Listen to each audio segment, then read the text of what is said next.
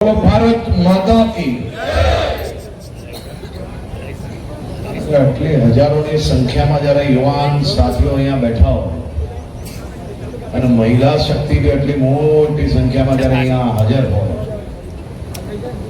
બધા એક સાથે મુઠ્ઠી વીંચીને મારી જોડે બોલો ભારત માતા કી, ભારત માતા કી. વિકાસ સંકલ્પ યાત્રામાં આજે આપની સૌની વચ્ચે ઉપસ્થિત આ જિલ્લા માટે રાત દિવસ એક કરીને જિલ્લાના સૌ નાગરિકોને વધુમાં વધુ લાભ કરાવવા માટે જે પ્રતિનિધિઓ કામ કરી રહ્યા છે તેવા મારા સૌ સાથીઓ અને અહીં ઉપસ્થિત છોટાઉદેપુરના સૌ નાગરિકોને હું બે હાથ જોડીને વંદન કરું છું. આપ સૌને અભિનંદન આપું. આજે વિકાસ સંકલ્પ યાત્રામાં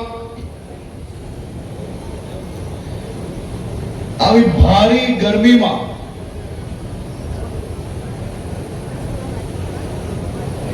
અહીં ઉપસ્થિત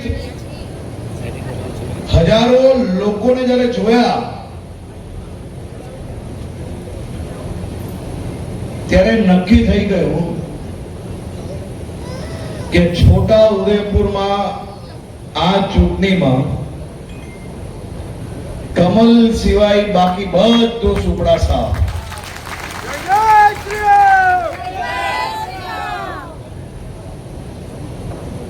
આવી ભારી ગરમીમાં કોઈ વ્યક્તિ હમણાં ઘરની બહાર પગ મૂકવાનો હોય તો 10 વાર વિચારે.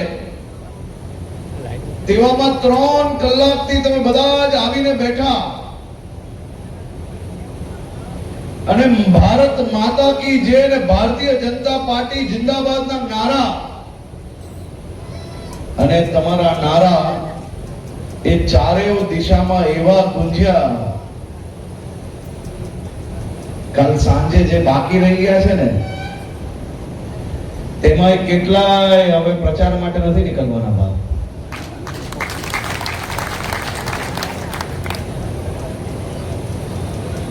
ભારતીય જનતા પાર્ટી અને ગુજરાતના સૌ નાગરિકો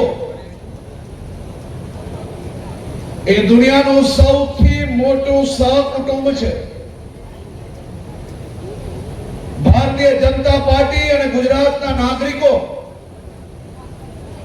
એ એક સિક્કાના બે પ્યાલું છે.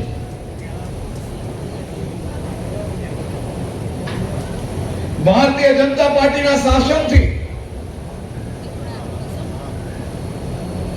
ગુજરાતની જનતા અને નરેન્દ્રભાઈ મોદીની જોડીએ ગુજરાતના ખૂણે ખૂણે વિકાસની યાત્રા એવી ઝડપથી આગળ વધારી કે આપણું રાજ્ય દેશનું નંબર 1 રાજ્ય બની ગયું.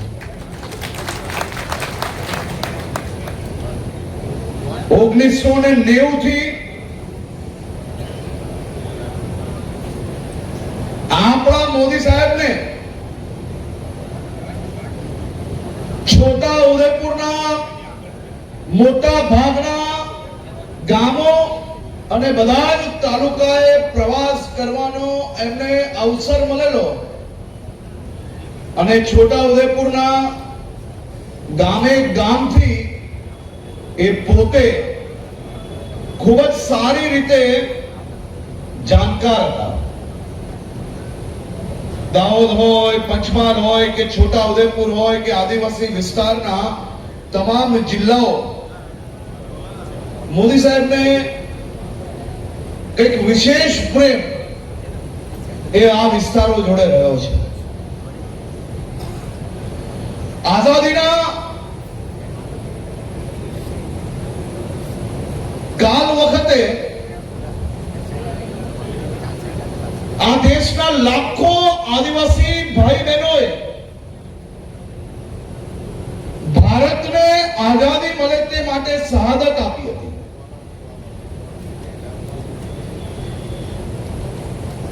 અને આ આઝાદીના લડવૈયાઓએ જે સપના જોયા હતા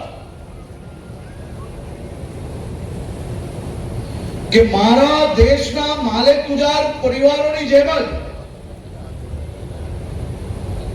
મારા દેશના આદિવાસી પરિવારોને, આદિવાસી ગામડાઓમાં એ આદિવાસી ગરીબ પરિવારોના બી પાકા મકાનો હોય, તેમના ઘરમાં સાંજ પડે તો રોશની આવે, તેમના પરિવાર માટે ગેસની બોટલો ભવિષ્યમાં આવે, તેમની પરિવારમાં દીકરી હોય, બહેનો હોય, માતાઓ હોય, એને ખુલ્લામાં શૌચાલય ના જવું પડે, ગામની અંદર શાળાઓ હોય, બધા જ સમાજ, બધા જ પરિવારો સાથે મળીને ગામનો વિકાસ કરી શકે. આઝાદીમાં શહાદત આપનાર આ વીર શહીદોના સપના કોંગ્રેસે ચકનાચૂર કરી નાખી.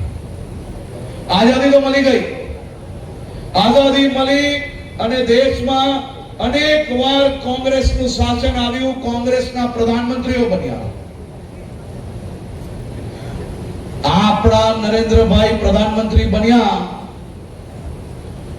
તેના પહેલા પ્રધાનમંત્રી આવાસનો ફૂટી કોડી બી કોઈને મળતી હતી ભાઈ? બધા જરાક હાથ ઉપર કરીને કે તો ખબર પડશે, આ કેમેરા વાળા ના ખબર પડે એમને. કોંગ્રેસના રાજમાં કોઈ બી આદિવાસી પરિવાર હોય કે ગરીબ પરિવાર હોય, ઝૂંપડામાંથી પાકું મકાન બનાવવા માટે ફૂટી કોડી બી આપતા હતા કોઈ દિવસ? ક્યારે બી આપતા હતા? તો આ વર્ષો સુધી તમારા હકના રૂપિયા કોને ખાધા? કોને ખાધા? એમને જવાબ આપવો પડશે. જેને જેને લાગે કે આપણા રૂપિયા ખાધા છે કોંગ્રેસે, એને જવાબ આપવો પડશે. હાથ ઊંચા કરે બધા.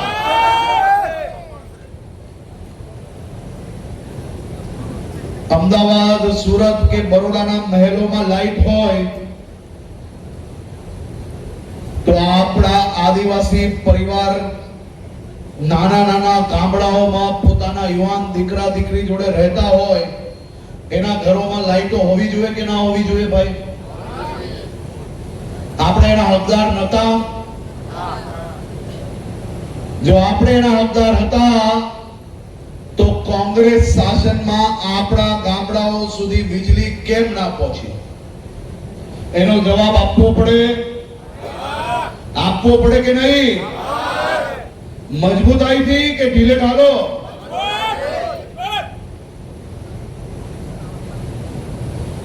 મારા આદિવાસી વિસ્તારના સૌ આગેવાનોને આજે હું એક હિસાબ આપવા આવ્યો છું. આ તમારા સૌની સરકાર, તમારા સૌના સંઘર્ષથી આજે ગુજરાત દેશનું નંબર 1 રાજ્ય બન્યું.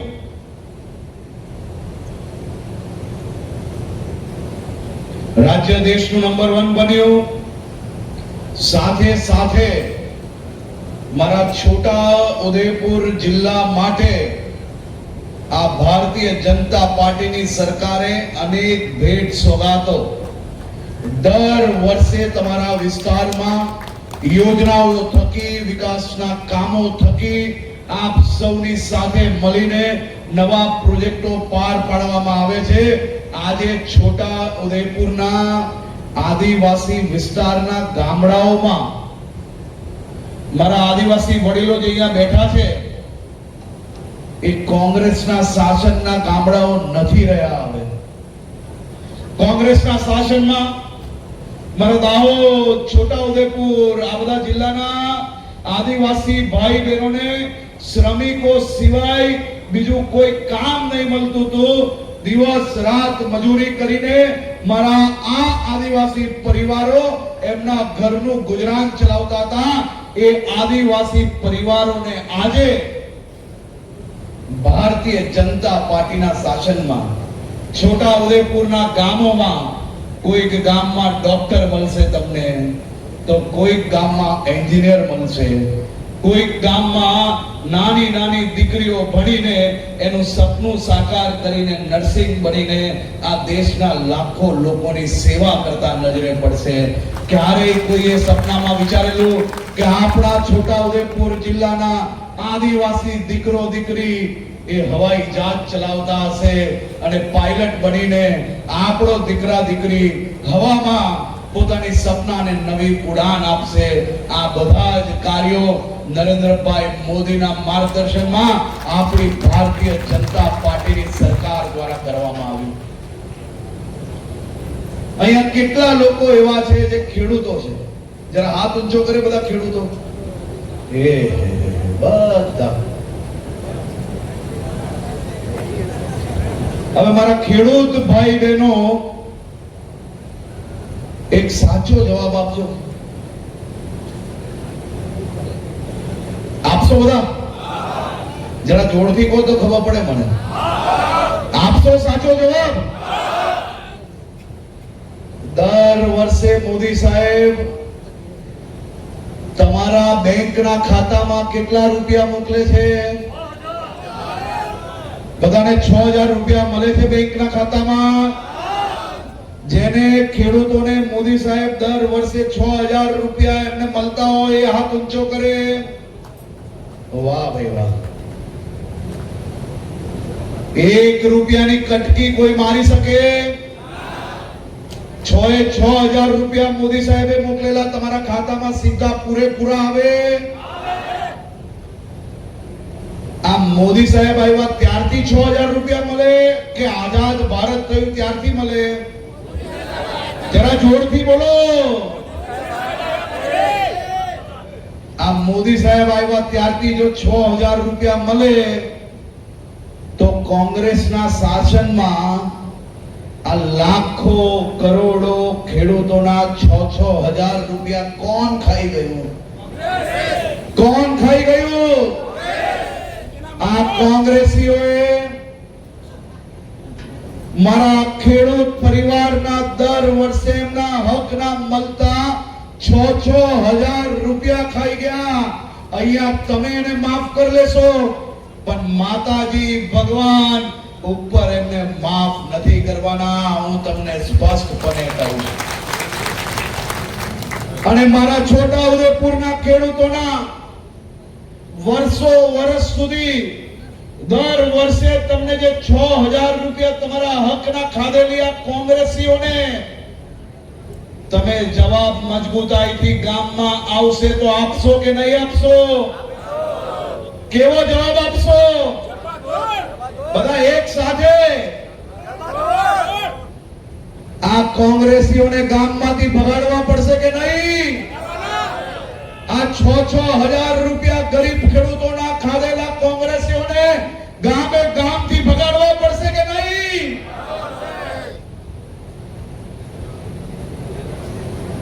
આ મોટા મોટા મહેલો એમના બની જ જાય ને ભાઈ. વર્ષ સુધી શાસનમાં હતા ત્યાર તક ખેડૂતોનો હક છીન્યો, આદિવાસીઓનો હક છીન્યો, અનુસૂચિત જાતિના ભાઈ બહેનોનો હક છીન્યો. હવે જ્યારે શાસન જતું રહ્યું, સરકાર જતી રહી તો આદિવાસી ભાઈ બહેનો પાછા નજરે પડ્યા. એમને કે મારા આદિવાસી ભાઈ બહેનો તમારી તાકાત ન તો વટ પડે ભાઈ, વટ પડે.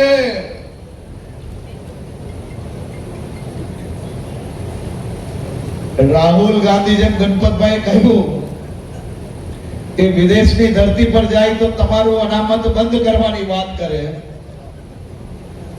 પાછું ભારતમાં આવે અને આપણી ગુજરાતની ચૂંટણી આવે એટલે યાદ આવે કે મારા આદિવાસી ભાઈ બહેનો ભૂક્કા નિકાલ લેશે એટલે પાછી અનામત એમને યાદ આવે. એવી કોંગ્રેસને સુપડા સાફ તમે ચૂંટણી ચાલુ થાય તેની પહેલા કરી નાખી. મારા છોટાઉદેપુરના સૌ નાગરિકોને હું આજે આભાર માનવા આવ્યો છું, તમને અભિનંદન આપવા આવ્યો છું.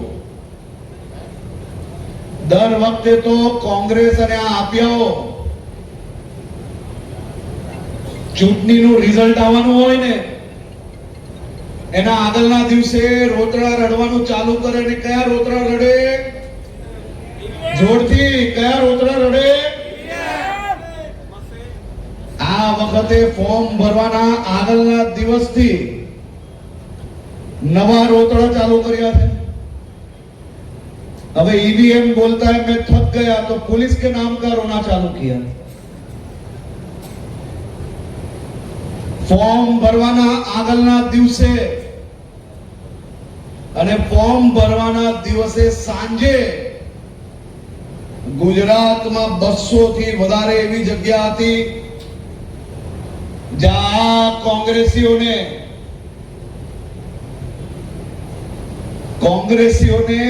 200 થી વધારે જગ્યાઓ પર કોઈ મૂર્તિઓ મળ્યા જ નહીં.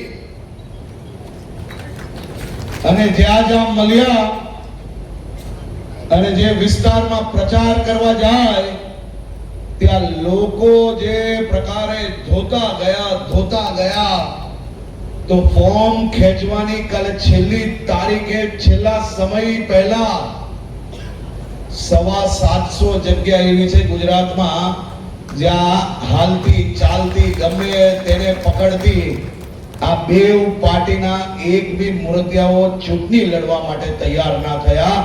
એવી પરિસ્થિતિ કોંગ્રેસ અને આમ આદમી પાર્ટીની ગુજરાતમાં થઈ છે. અને આ પરિસ્થિતિ કોઈ કરી? આ પરિસ્થિતિ કોઈની તાકાત નથી કે કરી શકે.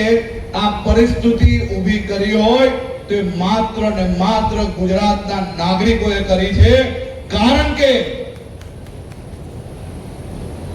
આ બધી જ પાર્ટીઓ ગુજરાતની ચૂંટણી પતે,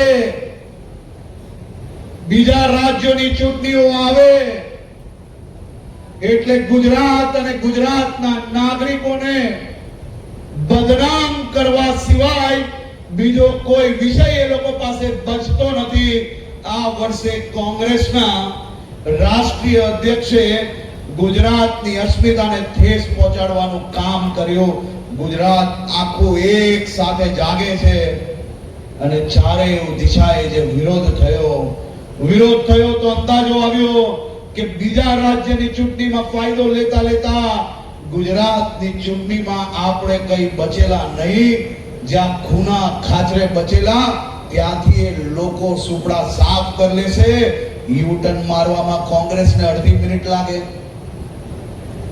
પણ આજે ગુજરાતની જનતા એ ખરગેજીને પૂછે છે કે તમને આ સ્ટેટમેન્ટ રાહુલ ગાંધીએ લખી આપેલું કે ગુજરાત કોંગ્રેસના નેતાઓએ લખી આપેલું આપે જાહેર કરવું પડશે. મારા ગુજરાતના સૌ આદિવાસી ભાઈ બહેનો, આદિવાસી સમાજનો ઇતિહાસ ભૂસી લેવાનું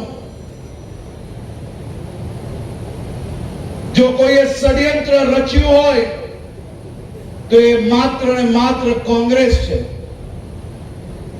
કોંગ્રેસી શાસન દરમિયાન આદિવાસી સમાજ જોડે ધરોર અન્યાય થતો ગયો અને આજ આદિવાસી સમાજ માટે, આદિવાસી ક્ષેત્રો માટે ભારતીય જનતા પાર્ટીની સરકાર દ્વારા ખૂણે ખૂણે વિકાસ પહોંચાડીને આપનું ભવિષ્ય ઉજ્જવલ થાય, આપની આવનારી પેઢી ઉજ્જવલ થાય તે માટે જે કામ કર્યું છે તે બદલ બી હું સૌ અહીંયાના ચૂંટાયેલા પ્રતિનિધિઓને અભિનંદન આપું છું.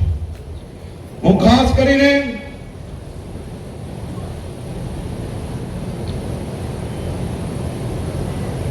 આજે ભારતીય જનતા પાર્ટીના સૌ આગેવાનો દ્વારા કે આ જિલ્લાના સૌ આગેવાનો જે અહીંયા બેઠા છે, જિલ્લા પ્રમુખ થી લઈને ધારાસભ્ય થી લઈને સાંસદ, પૂર્વ સાંસદ શ્રીઓ, આ બધાને જ કહું છું કે જરાક આગળ આવીને ઉભા રહે.